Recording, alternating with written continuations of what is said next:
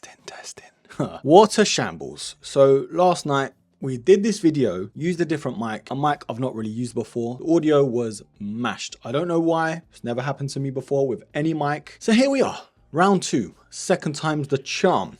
Today's video though, broskies, I'm giving you 5 different ways to tie up your shoelaces, your sneakers, and this one's a good one because I've always wondered, how did he get that done? That looks cool. I wonder how that's done. And yeah, I thought to myself, what are the ways that I know how to do my laces? I just needed to make this video. It's been a while. It's been on the brain for a few years, but now we're here. So we're coming up to the end of March in 2025, and already there've been a ton of different sneakers, some fire ones, some questionable ones, but where I'm going with this one is they're all different types. You've got high tops, low tops, mid tops, and everything in between, i.e. the loafers. And that's the reason I'm giving you 5 different ways. Maybe one method will work for a high top sneaker, and maybe one method will work for a low top, and vice versa. But with the intro said and done, this is 5 different ways to tie up your sneakers.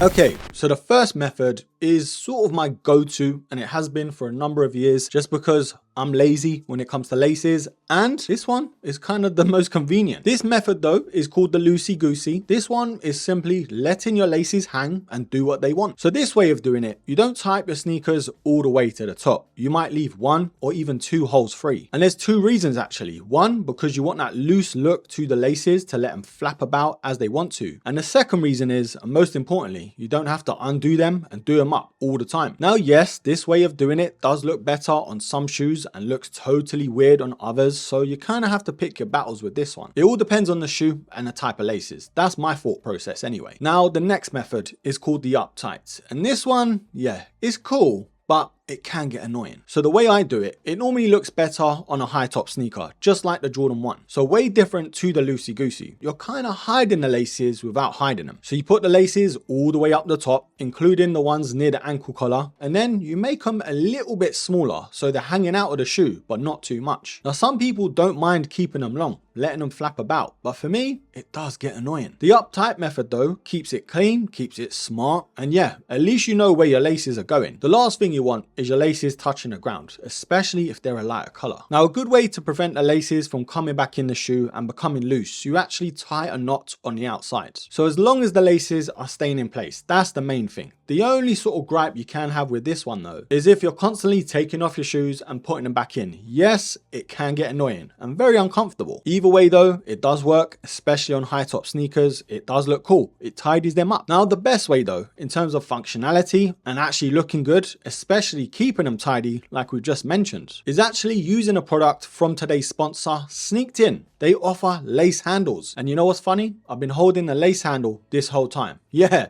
it's that small. Now this way is pretty genius. Although yes, it may work better on high top sneakers, but don't rule it out for low tops either. I've mostly used it on my Jordan 1 highs and even my Jordan 3s. They look so much better. Now there are a couple methods to use the lace handle. It's on their website actually. It's pretty easy. All I do though is put in the laces, sort of bring them back round and then wind it up. It's so easy. Now the best part of it is the way you fold up the lace handle, you tuck it behind the tongue. So 1, it's out of sight, and 2, they're actually pretty comfortable. The way the lace handles are constructed, they're pretty thin and they're flexible, so they're not digging into your ankles. And to make them even more hidden, they offer a few colors, so depending on the laces and the shoes. And I'd say even your sock color, that is if you're wearing socks, because yeah, some people don't. No judgment, I'm just saying, but they do have a few colors to keep it camouflaged, you know? So Sneaked In's lace handles are a game changer. Honestly, where have these been my whole life? There's been times where I've been tucking in my laces like a school child on their way to their class when I'm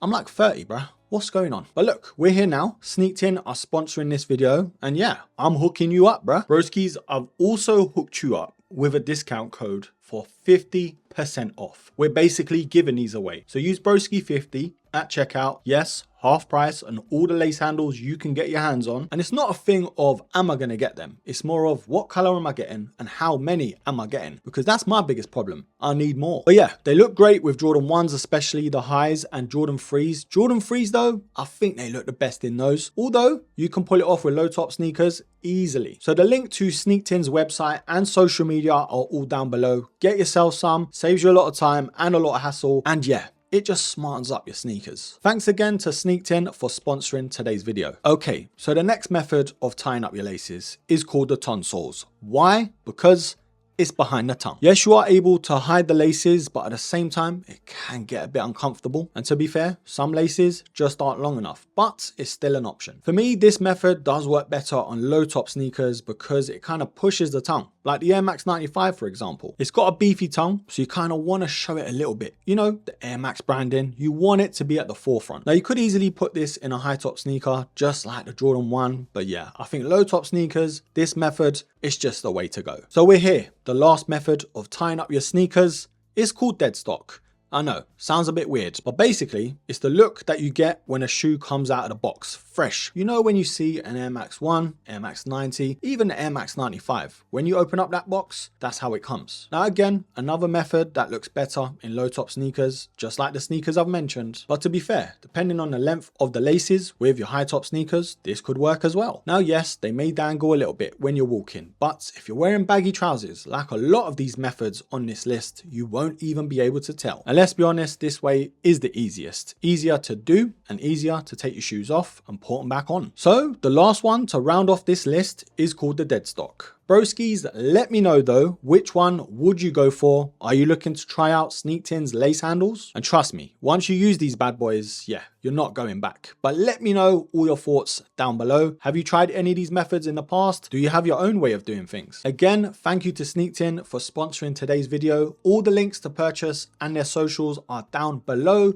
And yeah, that's me, all said and done. Don't forget, do all that other good stuff for me, please, broskies. Like, comment, share, subscribe.